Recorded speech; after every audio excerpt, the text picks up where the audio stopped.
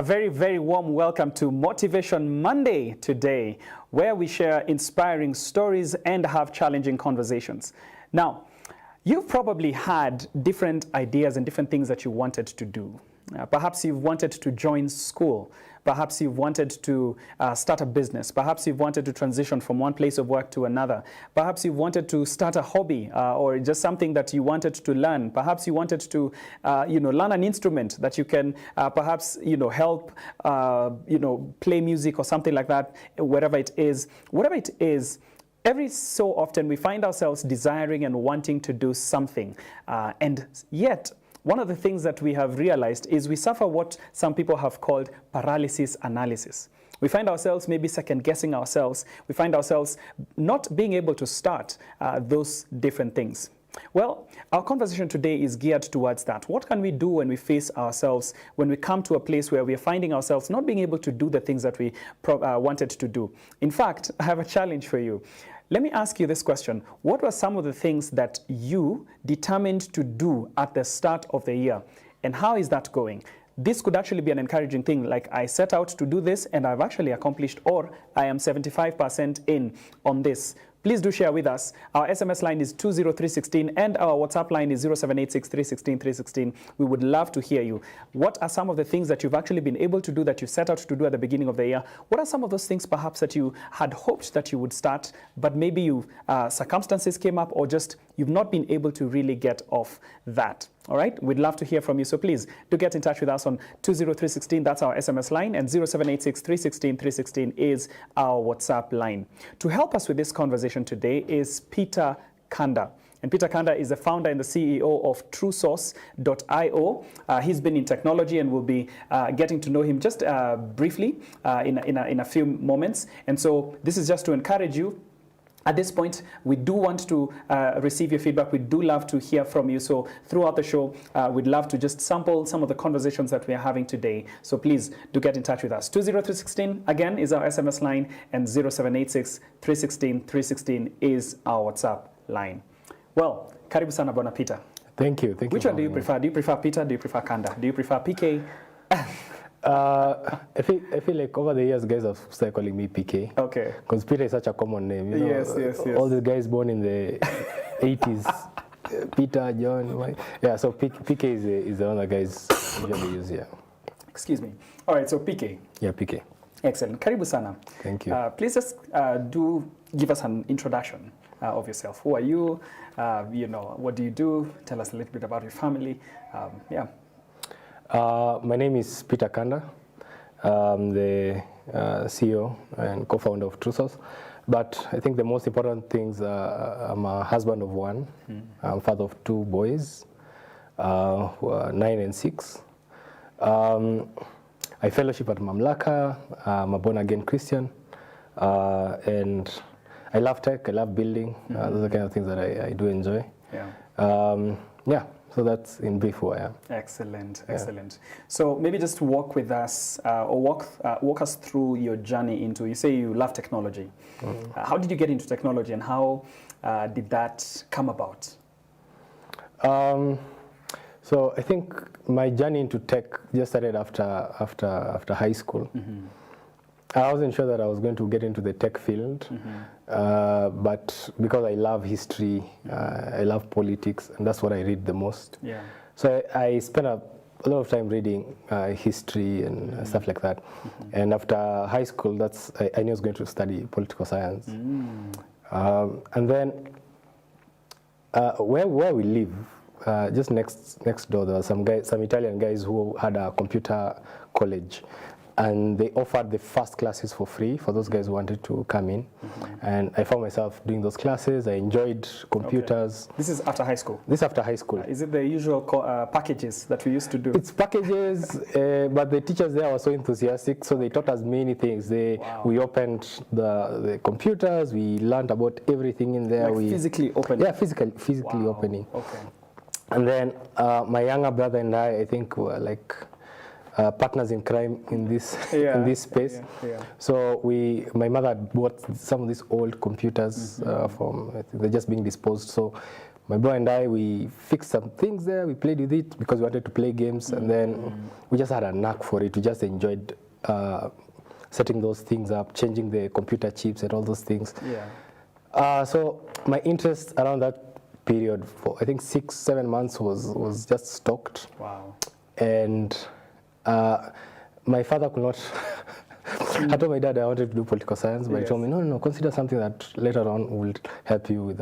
So tech was just the natural option that I went to. So I ended up now pursuing a tech course at the university. Excuse me. That's really fascinating. First of all, you're making me feel like I got a raw deal because when I finished high school and I did packages, you know, you do the normal ones. You do Word, you do Excel. What else? I think it was even just those. It's just Word, Excel. Word and Excel. I think some people did Access. There was PowerPoint. There was PowerPoint, exactly. Some of those things. Changing fonts. Yeah, exactly. And getting a certificate for changing fonts. Exactly. Yeah. So pretty much, I think you had a richer experience, and maybe that's something to encourage people to do. So as you now transition into, you start out your career in a sense, so to speak. So you go all the way to uni, right? And you start learning and stuff. Just tell us about the journey of now establishing a career in technology and you know, those kinds of things. Yeah, so we get to uni. I've never done programming languages in my life until the first time getting to university. The first courses for guys who've done the tech courses, the first programming languages you're taught it's hard. I'm sure maybe for a pastor it's like you're starting with Hebrew on your first class. It was so hard. Probably the first languages you're introduced to into programming. So by the time we got to second year, I had a friend of mine called Lenny. So Lenny and I, we started experimenting on scripting languages. Scripting languages were like, you know, Perl, Ruby, and those kind of things. So there were high-level languages that were easy to understand, were fun to play with. And I learned on a programming language called Python. I started having fun with a language called Python. Most of the guys in my class were doing Java and all this kind of stuff. So we did Python. We had fun with Python. And then in my third year, my dad got me my laptop, and I could be able to do the things that I wanted to do. Before that, we were doing them on the public computer library. So you have to wake up in the morning, you go there, you wait. That's commitment. You go there by 7:30. You're waiting for the guy to open up, and there's that particular computer, you know, that is not slow. So you used to go to that computer. We do some stuff with it, just program and learn. But now in my third year, I've learned Python. I'm having fun with Python. Then 2010, I got to do internship at Life Ministry. So I went there as an IT intern. But while I was there, I had enjoyed building stuff. And we had two of my boys were my good friends. I convinced them, let's start a business. So we registered a business in 2010. Unfortunately, the business collapsed. I built a platform called Beyajioni, which was like I want to just sell second-hand goods and stuff like that. But it didn't pick off. It didn't take off. So it failed miserably. But I learned how to build. By the time I was getting to fourth year, I learned how to build programs. I started making money from it. I remember at one point I think I got like 60 or 70K in uni, which is good money. Hey, that one is very, very, very good money. And I was dating at the time. Even out here. So I was dating at the time. So I think, I don't know where that money went. I think to Java dates. Thankfully now she's my wife. It was a good investment. It paid off. It paid off. Yeah, so, but during that time, I learned how to build things and take them to the marketplace. So I had some few customers, I had some guys who had put me on retainer, and that's how I took off. But down the road, just because of realities of life, sometimes business could be up and about. I just decided to go into formal employment. So I was employed for over 10 years or 12, around there about. So I got into employment now, and I've just gone back to building again.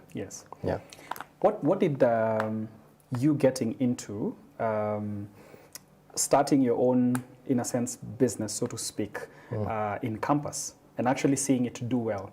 What are some of the lessons that you picked from that? Because I think this really touches on our conversation today. Sometimes people might feel like we might be speaking to a student right now who is wondering, okay, I've always sort of had a desire to do this, but I just don't know where to start and how to start. What did that season for you teach you? So I think there are a lot of lessons I picked up just before that period. My dad was quite a good encourager for me and my small bro to just take a few steps out there. I remember when we were around 13 years of age, we convinced him that we want to start a chicken business. Okay. Please, it's not a political thing. Anyway, chicken. We just started a chicken business. Yeah. So we bought some chicken. Anyway, long story short, we came back home. We had bought. We were supposed to buy kienyeji chickens, but we came back with grade chickens. And we had pocketed some extra cash to buy some radios and stuff like that. Yeah. Then we bought the chickens. The business didn't take off. The next year, I think I was in Form 1, my bro was in Class 8. We had just gone back home. We started doing, after harvesting maize, there's usually like some small maize cobs left here and there. So my boy we went to the farm, we collected it, we shelled it, we sold it. Yeah. We got some money, we bought some chicken again. Then when we come back to Nairobi, we came back with the chickens. So now it was kienyeji chicken, so that hopefully they would grow. But we had not factored in that we were going back to boarding. So we went back to boarding. We go back to boarding. Yeah. On the first visiting day, after that, my parents come. Please tell me we were eating chicken. We were eating Yes. chicken. I tell my parents, hey, so how are my chickens doing back home? Then they tell me that there's this dog called Goofy, our dog. Yeah. It ate your chicken today morning. Oh. I'm like, I'm seeing you're eating chicken. What's the coincidence that, anyway, but it's fine. So let's say the chicken business died after visiting day. And that was it. Now, years later, just after we just finished high school. Now, because of the place where my dad worked, there were a lot of newspapers that he had stacked in the house. So we found a place where we could sell newspapers. I found a place where I could sell newspapers. I sold it. When my bro finished Form 4, I found also the same thing. So we started selling those newspapers. We got some money. Now we started knowing that, hey, you know what? You can actually just need to take some small initiative and you're able to get something in return. So by the time we get into building for the marketplace, man, we already started with selling the gazettes and stuff. And we had some level of confidence stuff how to approach a few things. We actually registered a business, me and my brother. Okay. First, we got some contracts to just review some computers that had been unfortunately short-circuited by KPLC and stuff like that. So once we got in there, we were able to do a report with him, and then now the second part of the business is what took off. That's the one that made some money. Then down the road, we invested in photography. Wow. My girlfriend took up the photography part. We made some money from it. Yeah. We're always trying to spot where there are opportunities and gaps, and the photography business was able to take off. We're able to get some money from it. Yeah. So the most important thing that I think what I'll mention is just take the initiative. It's okay if you fail. Just take the initiative. Failures are part of the journey. Yeah, you have to accept that sometimes you might fail, but you'll just keep persisting. And I think the encouragement for us as Christians is that our identity is not based on, it's not tied to our business. It's tied to God. So even if it fails, it's fine. It's the business that failed. Our identity is still attached to God. Absolutely. Yeah. And other than the hilarious story about the chicken, which is just, completely, I found that very humorous. I saw memes at some point, people were saying, remember when your parents would say, leta nikuweke, maybe you got some money somewhere and stuff. And the scam. And to date, you're still waiting. Yeah. But of course, parents do so much more. So, I mean, you know, that's not an issue. But I'm just liking what you're saying here, taking initiative. And then, in fact, I see two lessons there. That's taking initiative and determining that you will actually start, but also just not being afraid of failure. Because I feel like that's what sometimes makes us not want to even try to begin with. Yeah. I know there may be many in our audience, many who are listening, many who are watching us, who probably had an idea, they wanted to do something, but they've probably seen others fail. And yet I think there's all sorts of encouragements for us throughout, you know, life and experiences that help us to think and to see that, you know, failure is actually not a bad thing because it teaches you certain things. For instance, I think you did learn some few things from that initial business that failed, the Bayer journey. I think the lesson that you learned there about how not to run a business, or how, and it seems, at least as you're describing that, for you, I think entrepreneurship was something that was sort of inside you because you started a chicken business, you sold, you know, newspapers, you sold this and that. You've done quite a number of things. So somebody might be listening and saying, I don't have that in me. What would you say to such a person? I think it's a muscle that you have to keep working on. It's the part that we are required to also take action, not necessarily only just praying and also taking action. So it's a muscle that you have to exercise. Okay. I understand there are guys who are risk averse, and you can take time and spend time planning and planning and planning and planning. By the time you start, that opportunity is long gone.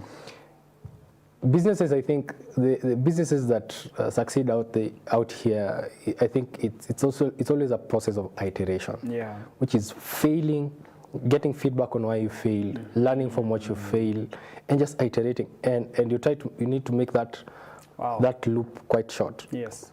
And to learn as fast as you can. Is that a tech term, iteration? Oh yeah, it's an iteration. Oh my goodness, yes. Yeah. Yeah. So it's basically. It's almost like doing a circle. Okay. It's a cycle where you start an initiative.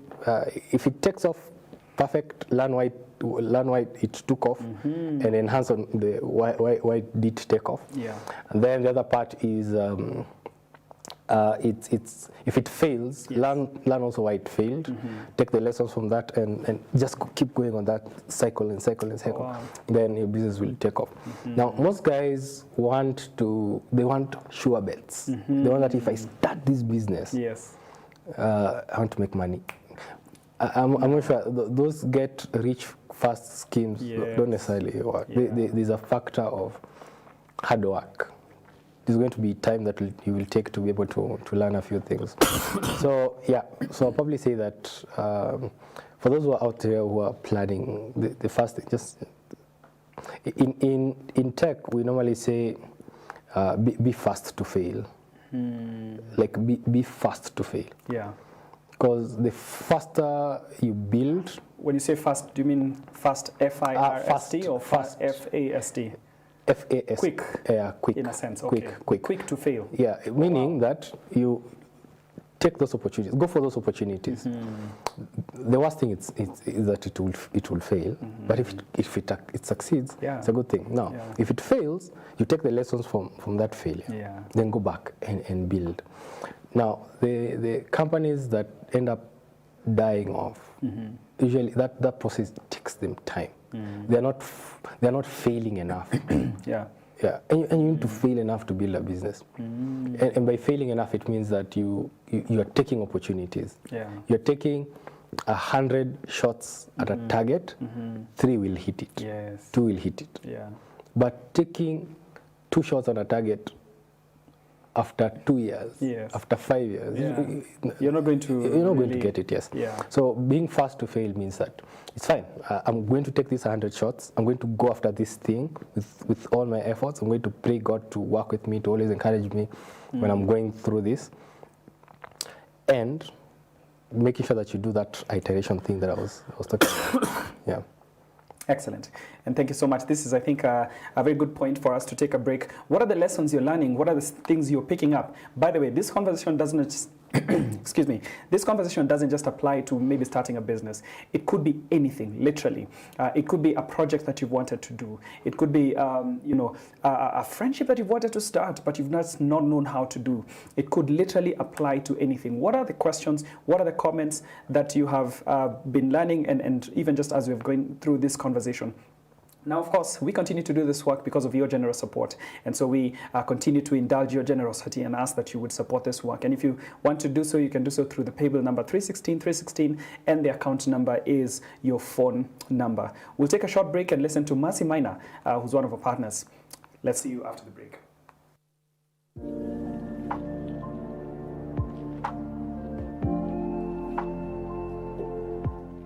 My name's Mercy Maina. I'm a mother of 3 girls. I'm a single mother. I'm born again. I love the Lord Jesus as my personal Savior. He has been my comfort, my shield, my strength, and we have a close relationship with Him. I'm a caregiver. I take care of the elderly in a home setting. It's part of physical care and medical care. I remember in 2011, I was in a very, very low season, and I was seeking God, because normally, as a human weakness, whenever you're in troubles or in tribulations is when you start seeking God. And now this time to be true, I was not seeking God because I wanted a relationship with Him. It is because I was struggling. And so somehow along the way I came to know about Family TV, and I started watching. And as this man of God started ministering to me, I knew that I should not be running to God when I'm in problems, but should cultivate a relationship with Him. And so as I continued to watch, as I continued to listen to many preachers, I started now seeking a closer relationship with God. There is the prayer circle, because I'm an intercessor myself, and I like everything to do with prayer. And I know that prayers work because they have worked for me. So whenever we are told to send in prayer requests, whenever we are told we are praying now for this and that, I would also send my prayer request. And so that has been my best program in Family TV. And I was also watching behind the scenes. I could see you going to visit people's homes, and something told me in my spirit that one day the Family TV will visit you, and this is the day. And I'm very delighted. I'm so happy. I am thanking God. I don't take it lightly. And again, I like your responses. Whenever we partner with you, you always send us messages, very inspiring messages. In fact, I have never deleted any of them. I have been going through them at times when I'm down I'm down again. I go through those messages and I feel uplifted. And you know, there's the way the Word of God uplifts you, even when you are in your lowest.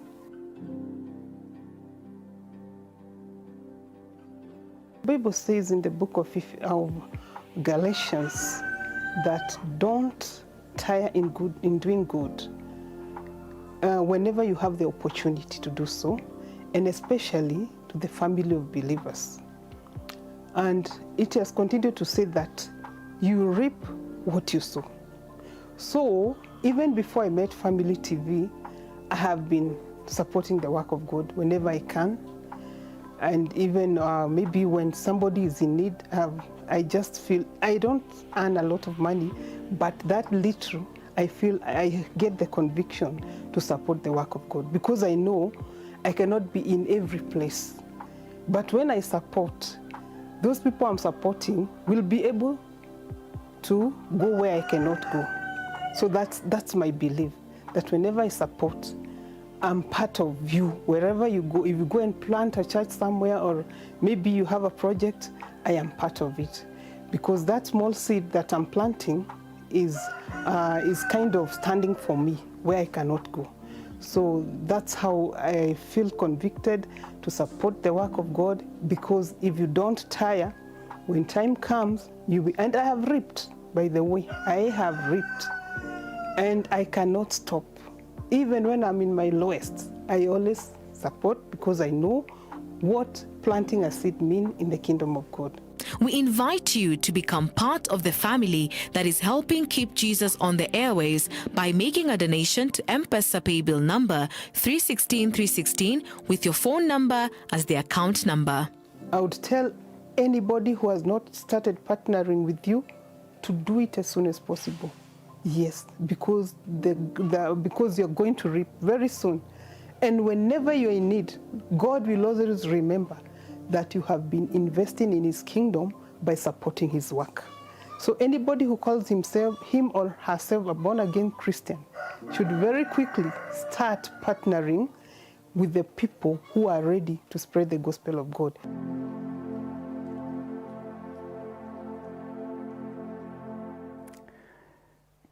A warm welcome back to Motivation Monday, where we share inspiring story and have challenging conversations. And today is one of those challenging conversations. Perhaps we are encouraging you today to just start. Perhaps there's a project you wanted to do, you wanted to go back to school, you wanted to do something, and you've just not had either the courage or perhaps you've been waiting for the perfect time and things have just not been working out, so to speak. Well, how can we encourage one another today just to begin? And what are some of the lessons that we can learn? And today we are hosting Peter Kanda, who is the founder and CEO of TrueSource.io, and just him sharing his story. I do want to read just a couple of comments that have come in. Nelly Kanda, you're so happy to tune in all the way from Mwingi, and you're also super proud to see your bro on the show. Thank you so much, Nelly, for tuning in. I want to read a story here from Mercy, or rather a comment from Mercy Waithera. You say, good morning family, I'm Mercy. Mine is not this year's, but a few years ago I decided to enroll for a degree course in education. Juggling between motherhood, marriage and work, I'm graduating this Friday and I'm so grateful to God. Mercy, we celebrate with you. Congratulations for starting and actually for doing this. And we look forward to your graduation. Hearty congratulations from Family Media. And thank you so much for sharing that story with us. You still have an opportunity to share with us just an instance perhaps where you started something and you don't regret it, or just lessons that you've learned from taking initiative, and even what we've been learning from before the break, and that is learning from failure. So please do get in touch with us. 20316 is our SMS line, and 0786-316-316 is our WhatsApp line. Now, tell us, Peter, about just now your career journey, especially as when you finished and you went into employment. There are a few things that happened, or rather, and some of the projects you were able to start, and some of the work that you've got been engaged in. Tell us more, please. So I first got, I started my businesses and just after uni. I got employed by an American e-commerce company. Okay. I was doing front-end development for them. So we did the front-end development with this company, but there's something about the American culture and employment. That thing that you see on TV, you're fired. It's true. So I could see some of my colleagues just getting fired and being given a paycheck. Yeah. Getting fired and being given a paycheck. And I kept asking myself, my goodness. When is my time? Yeah. So thankfully, us as the guys who are doing development were not largely affected. Yeah. But the guys who are doing sales and marketing, man, they were just going through it. Yeah. So I had a girlfriend at the time whom we were in a committed relationship with. And I really wanted to get a good job that was stable enough that could be able to help me in my next phase of life. Yeah. So I kept applying for jobs. I put my CV up. Then this organization had put out there that 5 years experience. They put some technical requirements on some just IT technical stuff.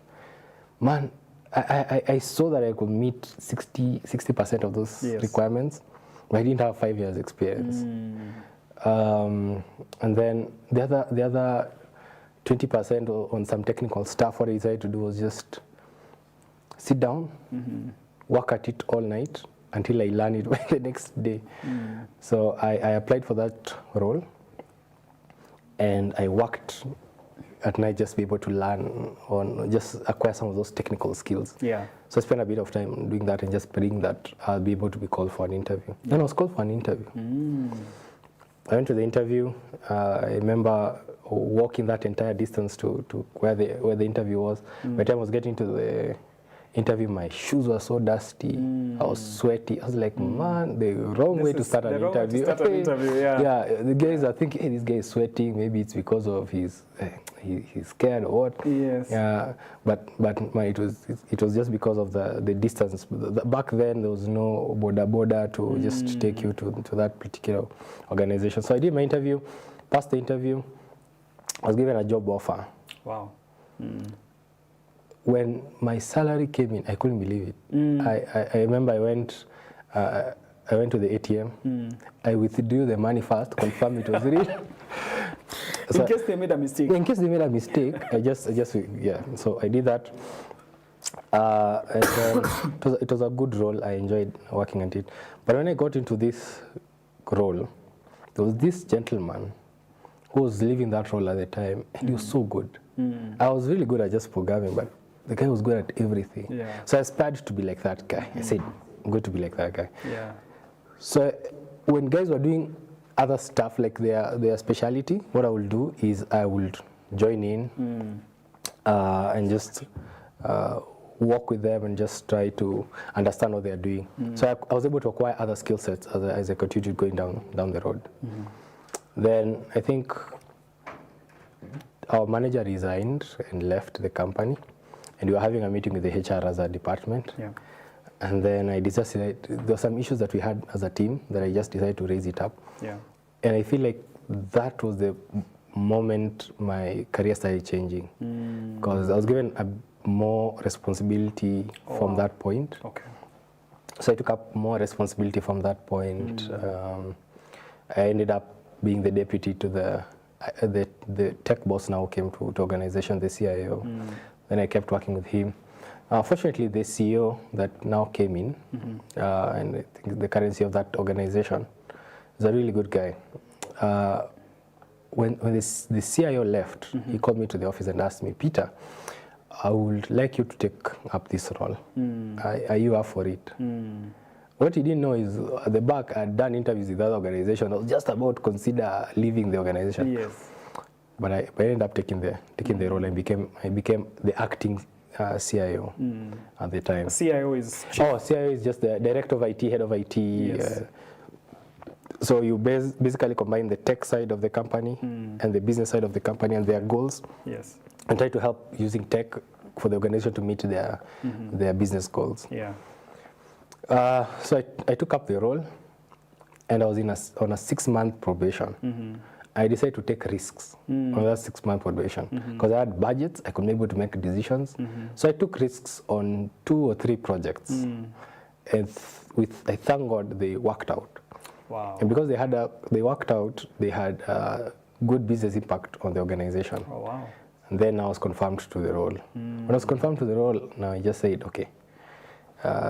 And a lesson in there is when I took up when I joined that organization, I wanted to become the CIO. I really prayed God that I get to that point. I thought that, God, the day I get to that point, me I'm done, me I'm okay. This life, I'm sorted out in this life. Yes. But I think one of the failures for me at that time was, it's almost like I'd set my satisfaction on a role instead of setting my satisfaction on God. Yeah. So I ended up getting that role. But when I was in that space as well, I learned a few things about the digital health space. And a lot of digital health initiatives that were being pushed by the government at the time. That was 2017, 2016, and decided to be 2018. I decided to be part of the conversation. So I was involved in conversations with the ministry. I was in technical working groups with the ministry. It's the Ministry of Health. The Ministry of Health, yes, the Ministry of Health, and just pushing conversations and having conversations, trying to get things going. And then I discovered that our organization is part of a larger forum called, I can say, Kenya Healthcare Federation, which is under KEPSA. So I became an active member. I had conversations during KHF, and then driving those digital health conversations in there, there was a role there to chair the digital health committee. I don't vie for seats, but someone told me, hey, you should go for this, you should go for this. So I just put in my name, I threw my name into the hat, and guys voted me in. So through that, now we're able to formalize some of our conversations, even with the ministry. Now we came with the backing of 100 members and submitted conversations. We had so many conversations. We were able to meet the Parliamentary Committee on Health. We were able to champion for some of the digital health issues, which we believe that were for the Kenyan common man. We were able to go to Parliament, we went to Senate, we did submissions. So I found myself moving all the way from just Python and all those things to now sitting before the senator. The senator. Yeah, the senator, Senator Mandago and the MP from Seme, I forget his name, who chaired the Parliamentary Committee. So we had conversations with him, Dr. Nyikal, and we made submissions. Yes. And we became part of the conversation, and my career took off. But now I got to a point where I was missing the building part of things. Okay. And I really, really wanted to go back to building. So my time, after a few years, I think 5 years being in that role, I resigned, and last year now I started building. I went back to building again. Yeah. What did it take for you to leave a very comfortable position where, first of all, I mean, of course, you're able to take care of your family very well, and also you're now beginning to even meet policymakers. You're beginning to make submissions before very powerful, positions in this country. And of course, you know that health is one of those very important things in our country. And any conversation and any things that have to do with health, are very important for us because they impact you and I directly. The next time when we're going to get a checkup, or we have a sick loved one, or we ourselves are not feeling very well and we need to access healthcare. What did it take for you to start something new in the midst of perceived comfort and success? So my wife and I always knew that at one point one of us will have to jump ship and work on this. But there's also that reality of when now it comes to making that tough call. Yes. But like I said, I think I'd put my satisfaction on a role before. Then after 5 years, things become routine, and you start feeling that, you know what, by the way, it was not all that. Yeah. We need to get back to building. So we planned with my wife on how we'll be able to do that transition. There was a season of prayer. I think it took me, from the day I knew that I'll probably resign to the day I actually resigned, took me almost 6 to 7 months. In there, we had conversations with friends, prayed, found encouragement in the Bible. And then it came to the place where we had to take the jump. We had to take the jump. Yeah. Now, there's also the practical side of things. Not just you are a father. Yes. You have responsibilities. There's responsibilities. Yes.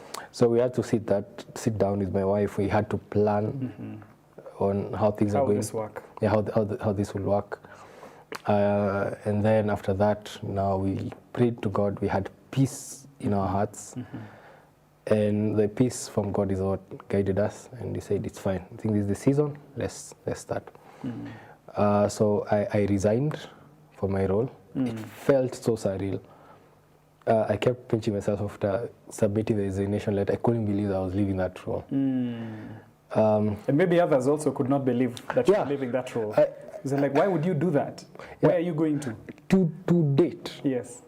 Guys still ask me why I left that role. To date. Guys still ask me. I remember there was one time when I was just passing by the corridors. Somebody told me, utachoma najua. na siko mwingi. I'm not even mwingi like my sister. Yeah. Utachoma, like my friend, the streets are hard out there. The streets are hard. Yeah. But I feel like by that time, we were already resting on God's providence. Yeah. You know what, if it's fine. If it fails, God will still provide. I mean, He will still provide. Yeah. So, took the jump.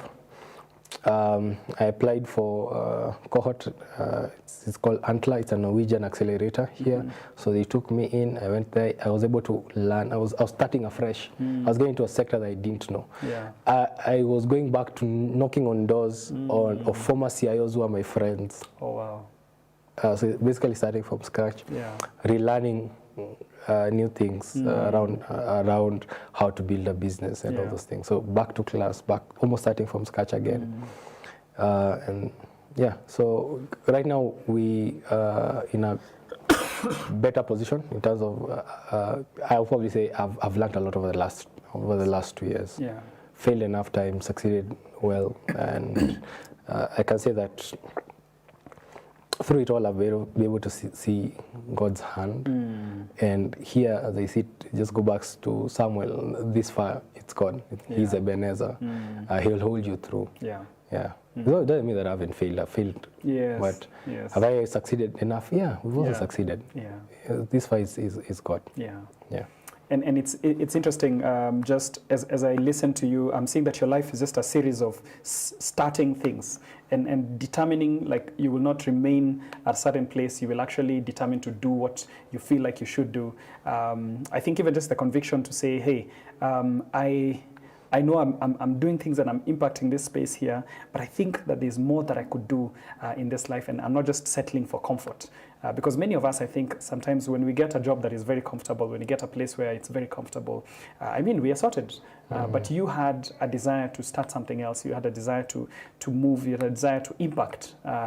You know, and I even just from conversations before, I know the passion that you have, for instance, in using technology to really affect real life African problems, like, for instance, healthcare. And thank you so much even for your service to this country. You know, people may never know, you know, who are some of these people who are influencing some of the small decisions that we never, in a sense, know of. I just want to read a comment here from Kenneth Kiprop, who says, I'm tuned in and enjoying the show, and it's great to keep learning from you, Peter. And thank you so much for sharing that. Thank you so much. You please feel free to get in touch with us. We'd love to hear your comments. What are you learning? What are you, you know, sort of contemplating? Something that you probably even wanted to start, but, you know, you've not been able to, and maybe there's a lesson or two that you've picked up here. Or perhaps there are things that you dared to start, and, you know, you're happy that you did, because at this point now you feel like God actually vindicated that decision, so to speak. So please feel free to share with us. 20316 is our SMS line, and 0786 316 316 is our WhatsApp line. As we begin to wrap up this conversation, I think I've picked up quite a number of things and a number of lessons from your journey, and just learning from your journey of, you know, entrepreneurship and starting different things. I think you talked about taking initiative, and I feel like sometimes maybe people don't do that enough. Sometimes is, in fact, there's something that you mentioned there about a conversation that you had. You felt that you needed to speak up, and that is exactly what got you into this other role. And I think that that's a very precious lesson for us, you know, to take initiative, even like to speak up against what's, excuse me, what's happening at the workplace. When it comes to failure, because many of us don't relate very well with failure. I mean, it doesn't feel nice to fail, especially if maybe you've started a business or you've started an initiative and then it fails. How do you, in a sense, grow the resilience to say it's okay to fail and it's okay for me to go back again, in a sense? How do you build that resilience? Okay, so I just have to mention there that Ken is my brother as well. Okay. He's now my partner in crime. He's the other chicken seller in this conversation. Yes. Okay. What I'll say is that. Yeah, and sorry, this will perhaps be our parting shot. I'm realizing actually now that we are out of time. Yeah. I think you know, time goes very fast when you're having a good conversation. Yeah. So. What I'll say is for failure, it's like I said, it's a muscle that you have to keep exercising. But for a long time, I also struggled with failure. The reason why I struggled with failure is it goes through you. Yeah. It goes through you. And Tim Keller, I like what Tim Keller says, that you see, if we attach our identity to maybe the things that we do, success will go through our heads, and failure will go through our hearts. And just say that again. That the success will go through our heads. Yes. You'll be puffed up. Yes. You'll be a proud person. It's easier. Yeah. And then when failure will go through your hearts. Yes. what I'll say is that it needs to come from the place of where your identity sits. And where your identity sits is that you are a child of God. Yeah. You'll fail many times, you'll succeed many times, but your identity should never be attached to the state of your business. Whether your businesses succeed, whether they become so big, whether it doesn't become so big, your identity should never be attached to that. It should always be attached to that you're a child of God. Awesome. Yeah. Some practical lessons that I learned over the last year. Yeah. Coming from a tech side where you just love building. Yeah. And I'm so sorry, we kind of have to wrap up. Yeah. Yeah. Let me just say, problem validation is one. Yes. Start by identifying the problems. Okay. Build some form solutions around it and go through that loop. Be able to get feedback as fast as you can. All Learn right. from that. Yeah. Always, and the way to identify a problem, it's that it's so urgent for these people. It takes time. It's painful enough. That's a good problem to work on. Okay. Yeah. And I try to build. And all the best out there. Yeah. Yeah. Absolutely. Thank you so much. That has been Peter Kanda, founder of TrueSource.io, and just TrueSource.io, and helping us to just learn and pick up some lessons on how we can start on some of the things that perhaps we feel that we must do, we feel that we want to do. And I hope that you have learned something here and there. Well, this has been Motivation Monday, where we share inspiring stories and have challenging conversations. And I hope that this has been a good one for you, and that you've learned something, you've picked up something. Whatever it is that you are endeavoring to do, just start. We've come to the end of the show, and we want to encourage you to continue to help us support us so that we can continue this work that we are doing. And so to do so, you can send in your support to paybill number 316316, and the account number is your phone number. If you'd like to give through the bank, you can do so through the Cooperative Bank. The account number is 0113 600 799 100. That is 0113 600 799 100, and the account name is TBN Family Media. Thank you so much for joining us for this show. See you next time.